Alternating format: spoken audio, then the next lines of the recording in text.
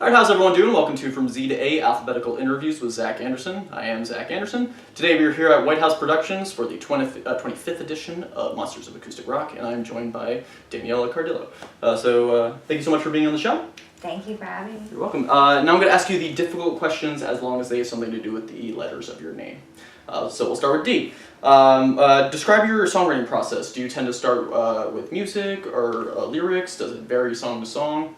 So yeah, it's always been the same for me. I'll usually come up with a chord progression, and then the music and lyrics just come together, and then I'll keep what I like. Sometimes I have to decipher it and figure out what it means and just try to, now I record it with my phone, but before when I didn't have that ability, when I was younger, I would just sit there until I finished the song and like write down bits and start for top until I figured it out. So that was always come together for me.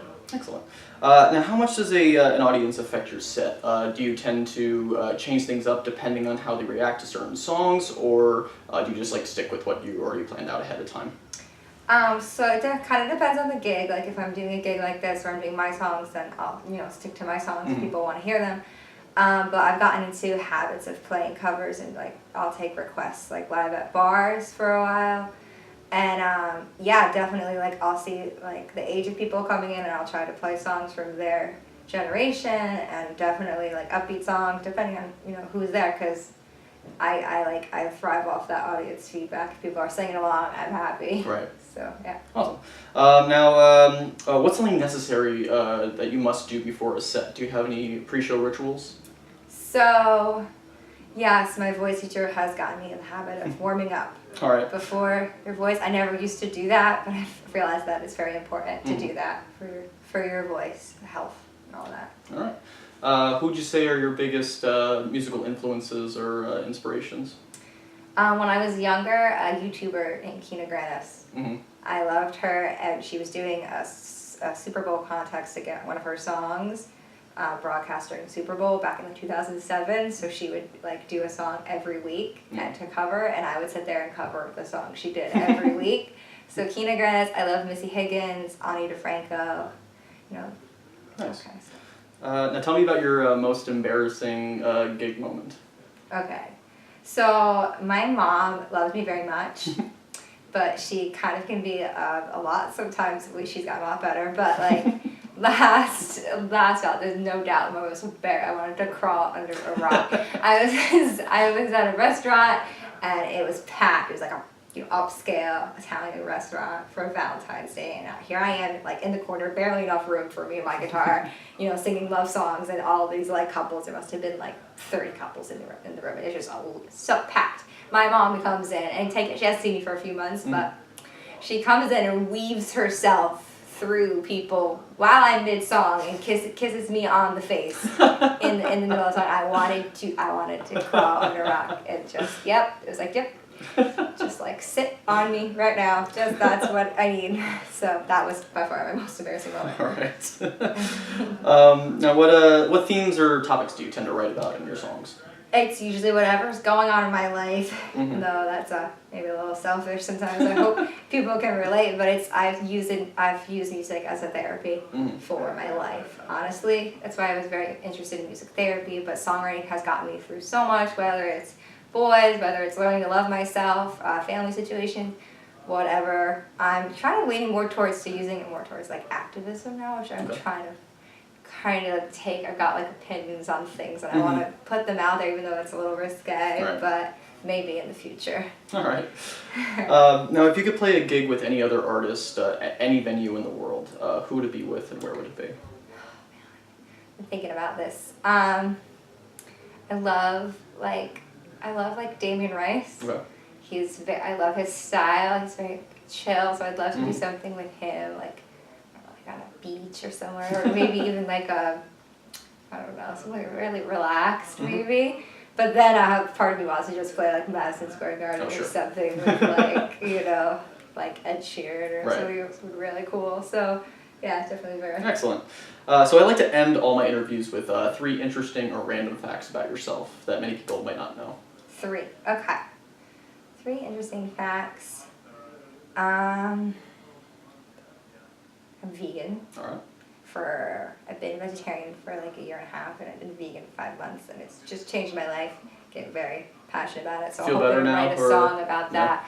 Yeah, it's just I feel very different internally, externally, see everything differently. It's very weird. I try not to push my views on people, definitely, because it can just be a very sensitive topic, but it's enlightened me in so many ways. Also, meditation, even though it's a very hard thing to do, it's always been a very hard thing for me, but I'm kind of trying to tackle that right now. So I've been getting into that. Yoga, I believe in psychics a little too much. Spending a lot of money. But that's what love makes you do sometimes. So yeah, I try to believe that everything happens. I do believe a little too much that everything happens for a reason. And I try to say yes to a lot. And I hope that brings me good things. But yeah. Excellent. Well, thank you so much for being on the show.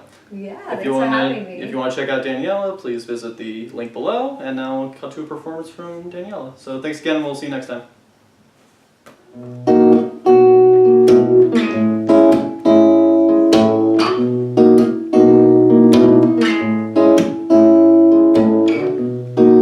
Empty from within, my friend, and I want you to let me in.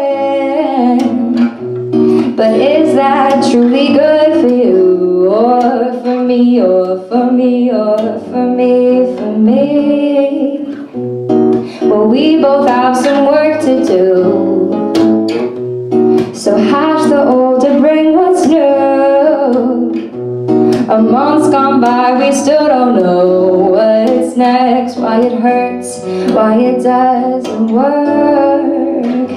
But do you miss me? Do you believe how good we could have been, good we could have been?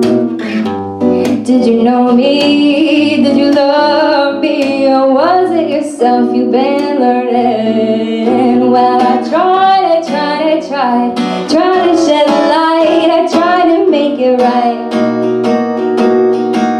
It's your fear you should know, it's your fear you should learn before you die.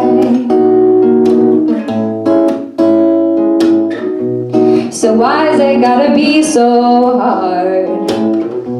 Hell, I still love you from afar, and I'm waiting for this storm to pass so I can be light and be light again. I remember when I was bold, unafraid and living to know the truth behind the world we see, and what it all means. But do you miss me? Do you believe how good we could have been, good we could have been? Did you know me? Did you love me? And was it yourself you've been learning? Well, I tried to shed light, I tried to make it right. It's your fear you should know, it's your fear you should learn before you die.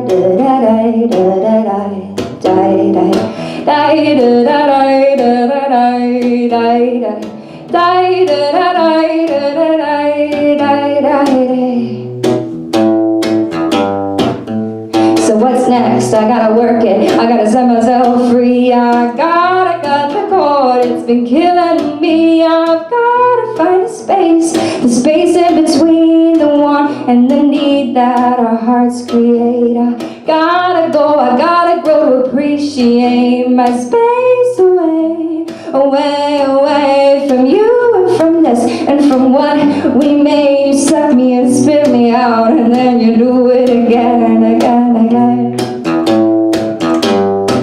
But do you miss me? Do you believe how good we could have been, good we could have been?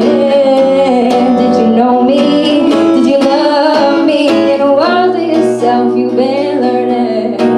Well, I tried to shed light, I tried to make it right.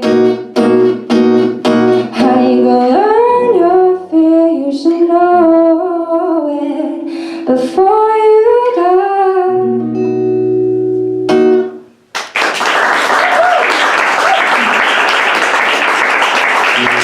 Thank you.